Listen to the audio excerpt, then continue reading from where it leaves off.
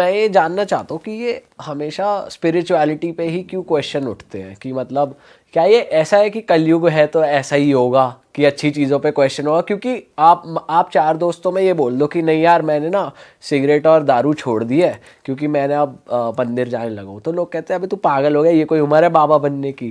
या फिर आप अपने घर में ही कुछ ऐसी अच्छी प्रैक्टिस बता दो कि मैं नॉनवेज छोड़ रहा हूँ यार, क्यों क्यों इन चक्करों में पड़ रहा है, तेरी कोई उम्र है ये करने की, अपने काम धंधे पे ध्यान दो।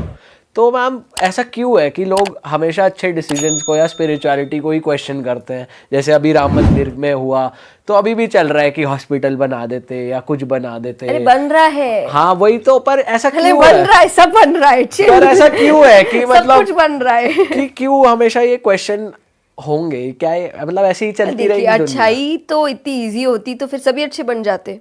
और प्लस जब आप अच्छे बनते हो ना, और अगर आपको उस वक्त लोग पीछे खींच रहे हैं, तो एक बहुत बड़ा ये एग्जाम्पल है कि आपको उन लोगों से दूर हो जाना चाहिए। क्योंकि वो आपको इसलिए नहीं पीछे खींच रहे हैं कि वो चाहते हैं कि आप ये, उनको ऐसा लग रहा है कि यार कोई एक अब हमारे सामने जो हमको रोज बताएगा कि हम गलत है, तो वो उनको अंदर से खाएगा कि ये जो कर रहा है ये अच्छा है, हम जो कर रहे हैं वो गलत है। अभी तक उनको बताने वाला कोई नहीं, क्योंकि पूरे ग्रुप में सभी वही कर रहे हैं। पर अब एक अचानक से जो अच्छे पाथ पे जा रहा है रोजाना इनको बताएगा कि तुम गलत पाथ पे हो, वो किसी को पसंद नहीं है। तो इसीलिए वो आपको वापस पीछे खींचने की कोशिश करेंगे कि नहीं ये चीज़ गलत है। और दूसरा, आई थिंक हम बहुत स्टार्ट से ये चीज़ हमें सुनाई गई है कि बुढ़ापा पूजा पाठ का समय है, जो मुझे लगता है सबसे बड़ा रीज़न है आज का यूथ खराब होने का।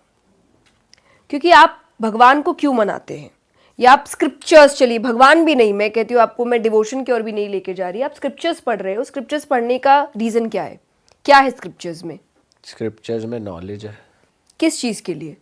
जो हमारे वैदिक स्क्रिप्चर्स है। हाँ जी। हाँ वो मतलब इट्स अ लाइफस्टाइल, जीना कैसे, एग्जैक्टली जीना कैसे है ये सीख कब रहे हो जब जीना बचा ही नहीं। फैक्ट्स। हाँ सही बात, एकदम लॉजिकल बात है। जिंदगी बची नहीं तब आप सीख रहे जिंदगी जीना कैसे।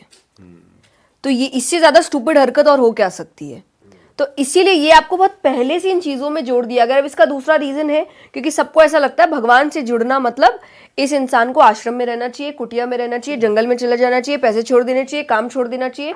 कोई भी यूथ ये नहीं करेगा। आज आप 3 लोग बैठे हैं, मैं आपको बोलूँ कि आपको अगर भक्ति से जुड़ना है तो आप ये सब छोड़ दो, ये टेक्नोलॉजी छोड़ दो, पैसे छोड़ दो, ये शूज आपने पहने हैं सब इतने महंगे, ये सब छोड़ दो और उसके बाद भगवान से जुड़ो। आप जुड़ेंगे?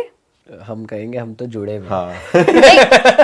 हम कहेंगे हम ये सब तो भगवान ही करवा रहे हैं जी। नहीं, अगर आपका डिवोशन है नहीं, हाँ, अभी नहीं जुड़ेंगे आप। लेकिन अगर मैं आपसे कहूँ कि आपको कुछ छोड़ने की जरूरत नहीं है, मैं सब कुछ के रहते रहते आपको बैलेंस्ड वे में भगवान से जोड़ दूंगी, तब ऑब्वियसली आप आ जाएंगे।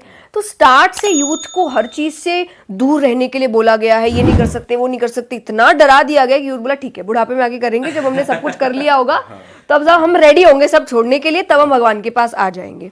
और यही चीज ने, क्योंकि देखिए स्टार्ट में स्पिरिचुअलिटी थी, चीजें सही थी, बीच में काम खराब हुआ और फिर जनरेशन बिगड़ी, अब बिगड़ गई तो वापस से हम इसमें आ रहे हैं, लाइन पे आ रहे हैं। चीजें वही घूमती है। पहले बेल बॉटम्स चलते थे, फिर इसकी नीचे जीन्स आई, अब वापस बेल बॉटम्स आ गए, वही चीज घूम फिर के आती है। बीच वाले थोड़ा काम खराब कर देते हैं तो वापस चीजें ठीक करनी पड़ती है। तो यही चीजें हैं कि यूथ को समझना होगा कि आप बैलेंस्ड वे में सब कुछ करिए, बस add the divine connection with you, और आपको लगेगा मनी मैटर्स में, रिलेशनशिप में, करियर वाइज हर चीज़ इतनी स्मूथली चलेगी कि आपको भी फील होने लगेगा कि सब झूठी बातें थी कि भगवान से जुड़ने के लिए सब कुछ छोड़ना पड़ता है।